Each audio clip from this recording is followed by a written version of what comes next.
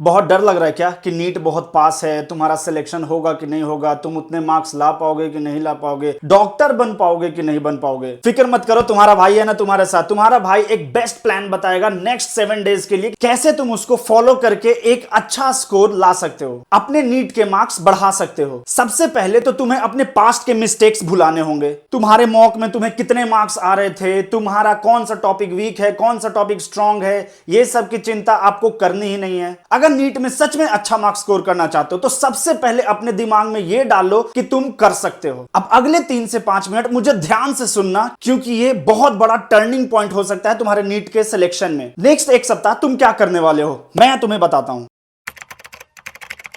Physics की बात करूं तो तुम्हें सिर्फ फॉर्मूला मगअप करना है और क्वेश्चन प्रैक्टिस करनी है। उसमें भी हमें वो चैप्टर्स ज्यादा फोकस करने हैं जिसका वेटेज ज्यादा है। हम एक एक फॉर्मूला गो थ्रू करेंगे, हम कोई भी नई चीज अभी नहीं पढ़ेंगे, हम सिर्फ जो पढ़ चुके हैं वो फॉर्मूलाज देखेंगे और उसको हम रिवाइज करेंगे और उसके बेसिस पे क्वेश्चन प्रैक्टिस करेंगे।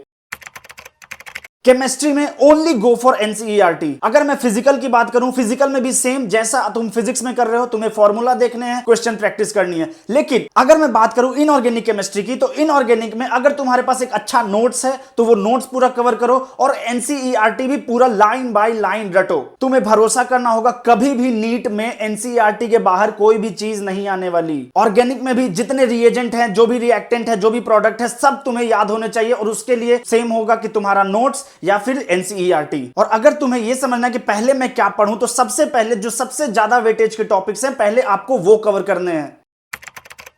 बात करूं यहां पे बायोलॉजी की, तो बायोलॉजी में सिर्फ आपको एनसीईआरटी कवर करना है, सिर्फ एनसीईआरटी पढ़ना है। बाकी कोई भी कोचिंग्स के कोई भी मॉड्यूल, कोई भी एक्स्ट्रा किताब नहीं पढ़नी है आपको। एनसीईआरटी इज द ओनली की। मेरे दोस्त, तुमने कितनी भी तैयारी कर ली है, कुछ भी कर लिया, अभी से तुम्हें लगातार हर दिन 10 घंटे तो एटलीस्ट पढ़ना पड़ेगा। और तुम कौन सा सब्जेक्ट ज्यादा कवर करोगे वो तुम पे डिपेंड करता है कि तुम्हारा कौन सा सब्जेक्ट वीक है, कौन सा सब्जेक्ट स्ट्रांग है। तो सबसे ज्यादा आपको उसको टाइम देना है, फिर जो तुम्हारा स्ट्रांग है फिर उसको देना है, फिर जो उससे स्ट्रांग है फिर उसको देना है। और सबसे बड़ी चीज, एक चीज प्रैक्टिस करो कि हर दिन तुम्हें कम से कम एक मॉक पेपर देना है। मॉक टेस्ट देने से तुम्हें यह पता चलेगा कि कौन सा टॉपिक तुम्हारा वीक है, किसमें तुम्हें ज्यादा फोकस करने की जरूरत है। और साथ ही साथ टेस्ट में यह भी पता चलता है कि अगर उस टॉपिक से क्वेश्चन आया तो कैसे अप्रोच करना है, कैसे उसको सॉल्व करना है। कभी कभी ऐसा होता है कि हम कोई टॉपिक समझते हैं कि पूरा पढ़ लिया, लेकिन कोई क्वेश्चन आता है तो सॉल्व नहीं हो पाता। मॉक पेपर तुम्हें वो बताएगा कि तुम्हें एक बार इस टॉपिक को वापस से गो थ्रू करने की जरूरत है। 7 दिन बचे हैं तो 7 मॉक टेस्ट होने ही चाहिए। तो ये तो रहा तुम्हारा कि तुम अपना सब्जेक्ट कैसे कंप्लीट करोगे। लेकिन मैं ये भी बता दूं कि तुम्हें अभी बहुत डिसिप्लिन रहना होगा। तुम्हें बहुत ऐसी परेशानियां आएंगी, तुम्हें लगेगा कि नहीं होगा, बहुत सेल्फ डाउट आएंगे।